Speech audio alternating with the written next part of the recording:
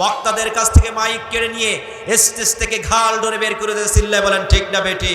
আমি বলতে চাই শিবালয়বাসী শুনে রাখুন, আর যদি ভবিষ্যতে কেউ বক্তাদের সাথে এরকম ব্যবহার করে, আলেম ওলামাদের সাথে এরকম ব্যবহার করে, সারা বাংলার মানুষ তাদের পাছা লাল করে দেবে। চিল্লায় বলেন ঠিক না বেটি? জমিন কার, আসমান কার?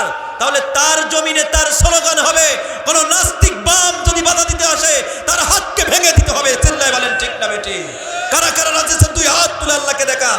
লিল্লাহি তাকবীর। ততক্ষণ পর্যন্ত এই কোরআনের কথাগুলো জমিনে প্রবেশ না করা হবে, জমিনে চাষ না করা হবে, এই কোরআনের কথাগুলো কাগজে লেখা থাকলে এই সমাজের মানুষ কখনো চোর থেকে, বাটপার থেকে, দুর্নীতি থেকে রেহাই পাবে না। কথা বলেন ঠিক না বেটি? আমার আল্লাহ বলছেন আলিফ লাম রা কিতাবুন আনজালনাহু ইলাইকা লিতুখরিজান নাস মিনাজ-যুলুমাতি ইলান-নূর। আরো চিল্লা বলেন আল্লাহু আকবার। ভয় পাচ্ছেন স্লোগান দিতে? সেই ভয় কি আছে? এই স্লোগান কার? আরো চিল্লায় বলতে হবে এই স্লোগান কার? কিন্তু বিগত 16 বছরে আমরা এই স্লোগান দিতে পারিনি। চিল্লায় বলেন ঠিক না বেটি? যে এই স্লোগান দিয়েছে তাকে বলেছে পাকিস্তানি রাজাকার। চিল্লায় বলেন, বলে নাই? বলে নাই? তাকে পাকিস্তানি রাজাকার বলে ট্যাগ লাগিয়ে তাকে হামলা মামলা দিয়েছে। কিন্তু এ কি কোনো দলীয় স্লোগান, কোন দলের স্লোগান? বলেন বলেন, কোন রাজনৈতিক দলীয় স্লোগান না। এই স্লোগান কার? জমিন কার, আসমান কার? তাহলে তার জমিনে তার স্লোগান হবে, কোন নাস্তিক বাম যদি বাধা দিতে আসে তার হাতকে ভেঙে দিতে হবে। চিল্লায় বলেন ঠিক না বেটি? কারা কারা রাজি আছেন দুই হাত তুলে আল্লাহকে দেখান। লিল্লাহি তাকবীর, লিল্লাহি তাকবীর। সম্মানিত ভাইরা আমার, আসো, আল্লাহ কোরআন কেন পাঠালেন আমরা শুনতে চাই। আস্তে আস্তে আপনারা আমাকে থুয়ে রেখে চলে যাবেন না তো ভাই? রেখে চলে যাবেন না তো? সম্মানিত ভাইরা আমার, খেয়াল করুন আল্লাহ পাক এই কোরআন কেন পাঠালেন। আল্লাহ রাব্বুল আলামিন বললেন ইলাইকা লিতুখরিজান নাস মিনাজ-যুলুমাতি ইলান-নূর। হে নবী, আমি আপনার পরে একটা কিতাব পাঠিয়েছি, সেই কিতাবের নাম হলো কোরআনুল কারীম। এই কোরআনুল কারীম পাঠিয়েছি কেন জানো? ইলাইকা লিতুখরিজান নাস, আপনি মানুষদেরকে, ওই যারা অন্ধকারচ্ছন্ন মানুষ, যারা খারাপ পথে চলে গিয়েছে, ওই মানুষদেরকে অন্ধকার থেকে আপনি ডেকে ডেকে ওখান থেকে আলোর পথে নিয়ে আসবেন। আল্লাহু আকবার বলেন। তাহলে কোরআন কি জন্য এসেছে? ওই অন্ধকার থেকে ডেকে ডেকে আলোর পথে নিয়ে আসতে বলেছেন। সম্মানিত ভাইরা আপনারা খেয়াল করুন। বলতে পারেন হুজুর আপনি তো ওইখানে অন্ধকারের কথা বললেন, আবার আলোর কথা বললেন, আমরা তো বুঝলাম না আলো কারে বলে, অন্ধকার কারে বলে, এটা জানার দরকার আছে না নাই? অন্ধকার মানে হলো শয়তানের আইন, তাগুতের আইন। বলেন অন্ধকার মানে কি? বলেন সবাই বলেন। অন্ধকার মানে হলো শয়তানের আইন, আবার তাগুতের আইন। তার মানে বলেন তো নামাজ না পড়া কার আইন? সবাই বলেন নামাজ না পড়া কার আইন? সুদ খাওয়া কার আইন? ঘুষ খাওয়া কার আইন? জিনা করা কার আইন? জনগণের মাল ভক্ষণ করে হাজার হাজার কোটি টাকার মালিক হওয়া কার আইন? চিল্লায় বলেন কার আইন? তাহলে যারা হাজার হাজার কোটি টাকা, আপনার টাকা আমার টাকা আত্মসাৎ করে হাজারো হাজার কোটি টাকার মালিক হয়ে বিদেশে তারা বড় বড় বাড়ি করেছে, এইগুলোর নাম হলো অন্ধকার। চিল্লায় বলেন ঠিক না বেঠিক? আমার আল্লাহ বললেন এই কাজগুলো যারা করে ওইগুলো শয়তানের আইন, আমি আল্লাহর আইন না। ওই আইনগুলো যারা করে ওই আইনগুলো থেকে আপনি মানুষদেরকে বুঝায়া বুঝায়া, আমি আল্লাহর আইন মানে হলো আলো। আলো মানে কি? আলো মানে হলো কোরআনের আইন, আল্লাহর আইন। কি ঘুমাচ্ছেন আপনারা? আপনারা একটু সময় দেন, 10-5 মিনিট হইলেই আপনারা জমে যাবেন ইনশাআল্লাহ। বলি আরো জোরে বলি ইনশাআল্লাহ। তাহলে বন্ধুরা খেয়াল করুন, এখানে বললেন শয়তানের আইন, তাগুতের আইন। এবারে বলেন তো শয়তানের আইন কাকে বলে, তাগুতের আইন কাকে বলে, এটা জানার দরকার আছে না নাই? আরো জোরে বলেন দরকার আছে না নাই? আমার আল্লাহ রাব্বুল আলামিন বললেন প্রত্যেক নবী রাসূলকে, যত নবী রাসূল এসেছেন সব নবী রাসূলকে আল্লাহ রাব্বুল আলামিন 2টা দায়িত্ব দিয়ে পাঠিয়েছেন। বলেন কয়টা দায়িত্ব? সবাই বলেন কয়টা দায়িত্ব? আল্লাহ রাব্বুল আলামিন বলছেন ওয়ালাকাদ বাআথনা ফি কুল্লি উম্মাতির রাসূলা আন ইবুদুল্লাহা ওয়াজতানিবুত তাগুত। আল্লাহু আকবার বলেন। আমার আল্লাহ রাব্বুল আলামিন বলেন, খেয়াল করুন সম্মানিত ভাইরা, এবার একটু মনোযোগ হন। আমার আল্লাহ বললেন, এই পৃথিবীতে আমি যত নবী রাসূল পাঠিয়েছি প্রত্যেক নবী রাসূলকে আমি দুইটা দায়িত্ব দিয়েছি। তার মধ্যে প্রথম দায়িত্ব হলো আনি ইবুদুল্লাহ, আল্লাহর জমিনে আল্লাহর ইবাদত করবে। তার মানে কি শুধু নামাজ নাকি? ইবাদত মানে আল্লাহ যেগুলো করতে বলেছেন আর যেগুলো নিষেধ করেছেন ওইগুলো মানার নাম হলো ইবাদত। চিল্লায় বলেন ঠিক না বেঠিক? তাহলে সম্মানিত ভাইরা আমার খেয়াল করুন, প্রত্যেক নবী রাসূলের প্রথম যে দায়িত্ব হলো যে তোমরা আল্লাহর জমিনে আল্লাহর ইবাদত করবা, আল্লাহর জমিনে দিন কায়েম করবা। আর 2 নম্বর হলো ওয়াজতানিবুত তাগুত, আর তাগুতের আইনকে তোমরা বাদ দিবা। বলেছেন কে? আরো জোরে বলেন, বলেছেন কে? দেখবেন এক শ্রেণীর মানুষরা সারা জীবন মসজিদের মধ্যে বসে বসে কালেমা তালকিন করলেন, কালেমার ব্যাখ্যা দিলেন, কালেমার তালকিন দিয়ে দাওয়াত দেয়, মসজিদে আসে না নাই? সারা জীবন কালেমা পড়েই গেলেন, কিন্তু কালেমার তাৎপর্য, কালেমার গুরুত্ব বুঝলেন না। বলেন এটা হবে? কালেমা পড়লেন কিন্তু আপনি বাস্তবে মানলেন না, এটা করলে কি হবে নাকি? হবে? হবে। আসুন আমরা জানি, আপনিও কালেমা পড়েন, এখানে যারা আছে সবাই কালেমা পড়ে, কিন্তু মুখে কালেমা পড়ে কিন্তু বাস্তবে সেটা মেনে নেয় না। এরকম লোক আছে না নাই? আরো আসতে কোন আছে না নাই? আপনাদের লোকে আছে, আমি তো মনে আপনারা সব ফেরেশতা, এখানেও আছে ভাইরাস। আসুন আজকের আমরা কালেমার তাৎপর্য একটু বুঝে নিই। সম্মানিত ভাইরা আমার, এক শ্রেণীর মানুষ মনে করে আল্লাহর নবী হাদিস বলেছেন, মান ক্বালা লা ইলাহা ইল্লাল্লাহু ফাদাখালাল জান্নাহ, যে ব্যক্তি একবার বলবে লা ইলাহা ইল্লাল্লাহ, আল্লাহর নবী বলেছেন সে জান্নাতে চলে যাবে। জোরে কোন সুবহানাল্লাহ। এবার আপনাদেরকে একটু বুঝাই, জান্নাত কি মামুর বাড়ি নাকি? মামার বাড়ি গেলে দুধ কলা দিল আর ভাত খেতে দিল, এটা করলে এই যাই মনোরা, এটা করলে ডিস্টার্ব হচ্ছে তো। আপনি এখানে একটু করেন স্বেচ্ছাসেবক ভাইরা, এটা করলে আবার আলোচনা কি আমার ডিস্টার্ব হয়ে যাবে কিন্তু। সম্মানিত ভাইরা আমার খেয়াল করুন, জান্নাত তো মামার বাড়ি না। মামার বাড়ি গেলাম, দুধ কলা ভাত দিলাম আর খেয়ে নিল, এত সহজ নয়। জান্নাতের পথে হলো কাটা বিছানো। চিল্লা বলেন কি বিছানো? জান্নাতের পিছনে হলো রক্ত দিয়ে ঘেরা। জোরে কোন ঠিক না বেঠিক? সম্মানিত ভাইরা আমার খেয়াল করুন, আসুন আজকে আমরা কালেমার ব্যাখ্যা জানি, কালেমার তাৎপর্য জানি।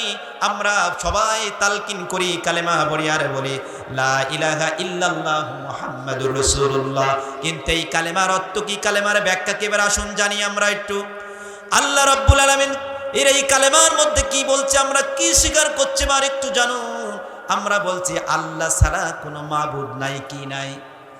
শুধু কি মাবুদ নাই এই কিন্তু ঠেস নাকি? তার মানে এই কথা বলার মানে হলো আল্লাহ ছাড়া কোনো মাবুদ নাই, আল্লাহ ছাড়া কোনো রিজিক দাতা নাই, আল্লাহ ছাড়া কোনো পালন কর্তা নাই। শুধু কি তাই, আল্লাহ ছাড়া কোনো আইন দাতা নাই। এই যারা কালেমা তালকিন করে, কালেমার দাওয়াত দেয়, বাড়ি ছেড়ে ছেড়ে বউ বাচ্চা রেখে কালেমার তালকিন করে, কিন্তু ওরা কালেমা মানে সব মানে, কিন্তু ওই কালেমায় যখন বলা হয় আল্লাহর জমিনে আল্লাহর দিন কায়েম করো, তখন মানতে চায় না। এরকম মুনাফিক আছে না নাই? আরো জোরে বলেন আছে না নাই? মুনাফিক তো হলে আপনার কপালে জান্নাত জড়বে না। চিল্লা বলেন ঠিক না বেঠিক? আসুন আমরা সামনে আগাতে চাই। সম্মানিত ভাইরা আমার খেয়াল করুন, এবার কালেমা যখনই আপনি পড়ে নিবেন, এই কালেমার মধ্যে নামাজ চলে আসবে, এই কালেমার মধ্যে রোজা চলে আসবে, মনে আর কিছু আসবে না। আপনি যখনই কালেমা পড়ে স্বীকার করলেন আল্লাহ তোমার আইন ছাড়া কারোর আইন মানে না, তোমার বিধান ছাড়া মানে না, তার মানে এই কোরআনে এ থেকে জেড পর্যন্ত যত কিছু আছে, সূরা বাকারা সূরা ফাতিহা থেকে নাস পর্যন্ত সবগুলো মানবেন না, একটা দুইটা মানবেন? আরো জোরে বলেন, সব মানবেন না, একটা দুইটা মানবেন? এবার আসুন একটা উদাহরণ দিই। কষ্ট পাচ্ছেন ভাই আপনারা? চালানো যাবে? আলোচনা একটু চলবে? আর একটু চলবে? সম্মানিত ভাইরা খেয়াল করুন, একটা ছেলে একটা মেয়েকে যখন বিয়ে দেওয়া হয়, আপনাদের দিকে বিয়ে বলে তো, যেহেতু আমি সাতক্ষীরার মানুষ, আপনাদের ভাষা আমার ভাষা একটু ভিন্ন হতে পারে। আপনাদের দিকে কি বলে? বিয়ে বলে ভাই? বিয়ে। আচ্ছা, একটা ছেলে আর একটা মেয়েকে যখন বিবাহ দেওয়া হয়, ওই ছেলেটা কি বলা হয়? অমুকের মেয়ের সাথে অমুকের ছেলে এত টাকা দেলমোহরে কি তোমাকে বিবাহ করতে এসেছে, তুমি না। একটা ছেলে যখন মেয়েকে বিয়ে করতে গিয়েছে কি বলেছে? যে এত টাকা দেলমোহর তোমাকে বিবাহ করতে এসেছে, তুমি কি রাজি? তার যে স্বামী কি বলে? আলহামদুলিল্লাহ, কবুল। এটা বলে আপনাদের দিকে? কবুল মানে কি? মেনে নিলাম। কবুল মানে কি? মেনে নিলাম, আমি রাজি। আচ্ছা, এবার বিয়ে করে নিয়ে প্রথম দিন স্ত্রী নিয়ে চলে গেল বাড়িতে। প্রথম রাত পার হওয়ার পরে পরের দিন সকালে স্ত্রী এইরকম একটা সাদা কাগজ ধরে দিয়েছে স্বামীর কাছে। প্রথম লিস্টে রয়েছে হলো আমার নারকেলের তেল লাগবে, সোনো লাগবে, কসমেটিক লাগবে, আমার আসবাবপত্র লাগবে, শাড়ি লাগবে, সারোয়ার লাগবে, থ্রি পিস লাগবে, এরকম অনেক প্রয়োজনীয় কথা বলেছে। এবং আমার আব্বা মাস আজকের তাদের জন্য কিছু খাবার নিয়ে আসতে হবে, গরুর গোস্ত, ছাগলের গোস্ত, মুরগির, ইলিশ মাছ, চিংড়ি মাছ, এরকমভাবে বলেছে। এবং আমার আব্বা আম্মার জন্যে দামি দামি পোশাক। স্বামী বলতেছে, আচ্ছা আমি যখন তোমাকে কবুল বলে মেনে নিয়েছি, তো এই যে কাগজের মধ্যে এত লিস্ট ধরিয়ে দিয়েছো, তা এইগুলো তো আমি কবুল মানে নাই। আমি তো শুধু তোমাকে স্ত্রী হিসেবে গ্রহণ করেছি, তাই আমি কবুল বলেছি। বুঝছেন আমার কথা? এই জিনিসগুলোর কথা নাকি ও কবুল করে নাই। এরকম যদি বলে নতুন স্ত্রীর সাথে, নতুন স্ত্রীর মন খারাপ না ভালো? আরো জোরে বলেন, খুশি না বেজার? বেজার হয়ে যাবে। বলে ঠিক আছে। আর স্ত্রী কিছু বললো না, না বলে এবার স্বামী চলে গেল বাজারের দিকে। এবার স্বামী বাজার থেকে বাড়ি এসে দেখে যে স্ত্রী বাড়ি নাই। স্ত্রীর কাছে ফোন দিয়েছে, জান তুমি কোথায়? বলছে আমি তো বাড়িতে নাই, আমি আমার এক বন্ধুর বাড়ি আছি, আজকের রাত থাকবো, আগামীকাল আসবো। এটা বললে কেমন হয়? নতুন স্ত্রী, বয়স কয়দিন? একদিন বিবাহের বয়স। বলছে এক বন্ধুর বাড়ি থাকবে, এক বান্ধবীর বাড়ি থাকলে মানায়। চিল্লা বলেন ঠিক না বেট? আছে কোথায়? বান্ধবী না, বন্ধুর বাড়ি আছে, এক রাত থাকবে। তখন বলেন এই স্বামীর মাথা কি কাজ করবে? তাহলে স্বামীর মাথায় কাজ করবে না। তখন বলে এটা কি কোনো কথা? আমার গ্রামে বাস করতে আমার একটা ইজ্জত আছে, সম্মান আছে। তুমি নতুন বউ যদি আর একজনের ঘরে রাত কাটাও, তো আমার কি ঘরে, আমি কি মুখ দেখাতে পারবো? বলছে আচ্ছা, তুমি যখন কবুল করেছো আমাকে শুধু স্ত্রী বলে, আমার ওই সোনো পাউডার কিছুই দিতে পারবা না, তা ওই রকমভাবে আমিও কবুল পড়েছি। কবুলের মধ্যে শুধু তোমাকে স্বামী মানবো এটা কোনো কথা নাই, আমি বাইরে অন্য সাথেও আমি রাত কাটাতে পারি। বুঝছেন আমার কথা? শুনুন, আমি কিন্তু জ্ঞানী মানুষের জন্য বলছি, আপনারা ভাবুক মানুষ, আমি প্রথমেই বুঝেছি। আপনারা অনেক মনোযোগী দিয়ে শুনছেন, এর মধ্যে উদ্দেশ্য আছে, শিক্ষা আছে। এবার আসুন আমরা জানি, স্বামী যদি ওইভাবে বলে, স্ত্রী যদি এইভাবে বলে, বলেন এই বিয়ে টিকবে? আরো ধরবেন টিকবে? এক পর্যায়ে ঝগড়া বেঁধে বিবাদ সৃষ্টি হয়ে তালাক হয়ে এই বিবাহ বিচ্ছেদ হয়ে যাবে। কথা বলেন ঠিক না বেঠিক? সম্মানিত ভাইয়ের আমার খেয়াল করুন, আপনি যখনই কালেমা পড়ে মুসলমান গ্রহণ করেছেন, যখনই কালেমা পড়ে মুসলমান হয়ে গিয়েছেন, তখনই বলেছেন লা ইলাহা ইল্লাল্লাহ। ওই ইল্লাল্লাহর মধ্যে নামাজ ঢুকে গিয়েছে, লা ইলাহা ইল্লাল্লাহর মধ্যে রোজা ঢুকে গিয়েছে, ওই কালেমার মধ্যে ফরজ পর্দা ঢুকে গিয়েছে, হালাল ব্যবসা ঢুকে গিয়েছে, আল্লাহর জমিনে আল্লাহর দ্বীন প্রতিষ্ঠা করতে হবে, এটাও ঢুকে গিয়েছে। চিল্লায় বলেন ঠিক না বেটি? আপনি শুধুই বললেন যে না ওইগুলো মানবো, এইগুলো মানবো না। ওই রকম যেমন দুই স্বামী স্ত্রীর মধ্যে ঝগড়া বাঁধে তালাক হয়েছে, ওই রকম ভাবে যদি আল্লাহর সাথে আপনি একটা মানবেন একটা মানবেন না, ওরকম আল্লাহর সাথে আপনার ঝগড়া বেঁধে এক পর্যায়ে আপনি জাহান্নামের মধ্যে চলে যাবেন। চিল্লায় বলেন ঠিক না বেটি? সম্মানিত ভাইরা আমার খেয়াল করুন, আবার কিছু মানুষ মনে করে আমি নামাজ পড়বো, রোজা রাখবো, হজ করবো, হালাল ব্যবসা করবো, ফরজ পর্দা মানবো, সব কিছু করবো, কিন্তু আল্লাহর জমিনে আল্লাহর দ্বীন প্রতিষ্ঠা হোক এটা কখনো চাই না। টাটকা মুনাফিক, টাটকা মুনাফিক, টাটকা মুনাফিক। চিল্লায় বলেন ঠিক না বেঠি? যার মধ্যে দিন কায়েম নাই, নামাজ পড়াও যেমন ফরজ, দিন কায়েমও কে বলেছেন? আমি? কে বলেছেন? আমার আল্লাহ বলেছেন। অতএব বলেন মুনাফিক হয়ে মরতে চান না মুমিন হয়ে? আরো জোরে বলেন, কি হয়ে মরতে চান? মুমিন হয়ে মরতে চাই। মুনাফিকের স্থান কোথায় আপনারা বলেন?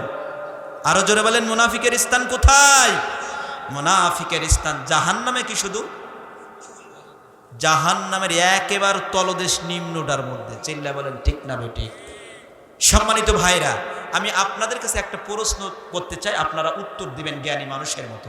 বলেন তো, আবু জহেল কাফের না মুমিন? আরো জোরে বলতে, পিছনের ভাইরা বলেন, আবু জহেল কাফের না মুমিন? আবু জহেল কাফের, কি কারণে কাফের আমার একটু বলতে পারবেন? বলেন তো একজন লোক, কি জানো কি কারণে কাফের সে?